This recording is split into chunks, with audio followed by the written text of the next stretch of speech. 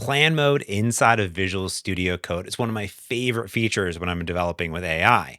Not only because I often have an idea, but it's not really fully fleshed out. The great part about plan mode is it gives you a detailed analysis and asks questions along the way. In the latest release of VS Code, there is game-changing features, not only to help you answer those questions, to really drill down in those details, but also handling the handoff and implementation as well. So I want to show you today some of my favorite brand new features to plan mode inside of VS Code. So let's check it out.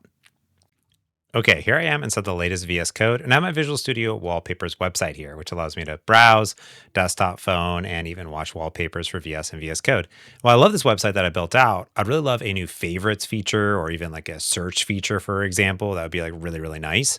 So let's go ahead and go into plan mode. So I'm going to pop over here, and the first thing I want to do is call out that I can just start a new like sort of local session here with Copilot, a background session powered by the GitHub Copilot CLI, cloud session. Then I could delegate out that work to the cloud agent, or I could actually start up a new session here with the Claude Agent SDK or even the Codex extension, for example. But I'm just going to do it here locally, and we're going to change our mode over here into plan.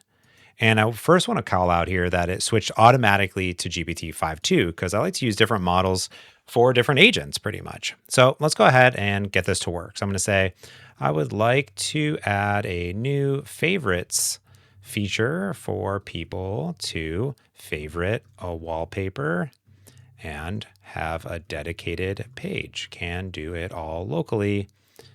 No user accounts, right? I'm going to go ahead and send that off. So now this is going to get to work, and I can actually see that we have a few sessions already here. One, I was sort of looking at user accounts. This one here, it says adding a new favorites feature, and it's in progress.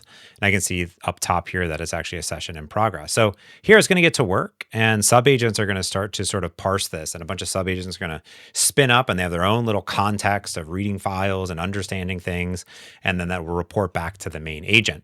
What I also love is that I can just do, new session, and I could say, let's plan out a search feature for the website. So I could just spin up yet another plan going on and see it over here. So that's going to get to work.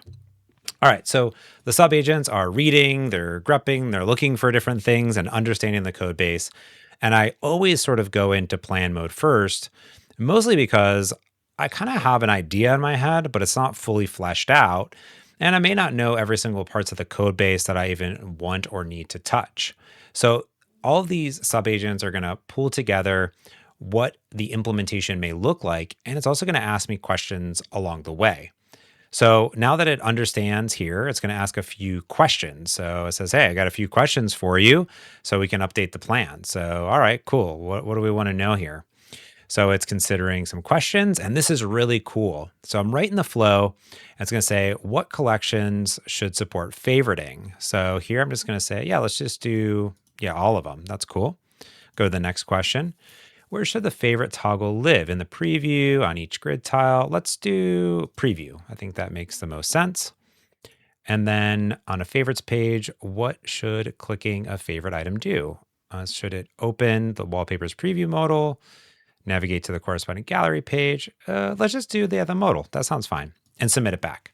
That brand new interactive questions to really help the planning is super nice. I no longer need to read a bunch of things. I can do multi-select. I don't need to type in 1, 2, 3, 4, for example, into here. And this is now going to flesh out the rest of the feature. So that alone is a huge dramatic win when I'm planning out features. And here it is. We have our full planned out feature here. Okay, cool. So now that this is here, I can do a few things. I can open in an editor, which is going to give me a prompt file that I could save locally and execute later. I could go in and actually continue in the background or continue in the cloud, but I'm just going to go ahead and start implementation. And I want to point out one thing that happened really quick there, which is that the local agent moved over into agent mode and switched over to GPT-5.2 Codex as a new feature in this release. So let me show you how I did all this while that gets to work. I'm going to go into settings, and the first thing that we're going to do is search for default model. And here in default model, there's several that you can now pick and choose from. So there's a default inline chat. So this is the default model that I've chosen, which is Gemini 3 Flash, because I'm kind of usually sectioning off a tiny bit of code. And then down here, we also have an implement agent and a plan agent, and even subagents as well that you can go ahead and choose those names. So here I chose GPT-5 to Copilot and GPT-5 to Codex Copilot to go ahead and do. So if you have a favorite model that you want, or you can just leave it blank and use the same model everywhere, which is great. And then additionally, if I go into questions here, and here you can see all you have to do is make sure that the ask questions is enabled right there.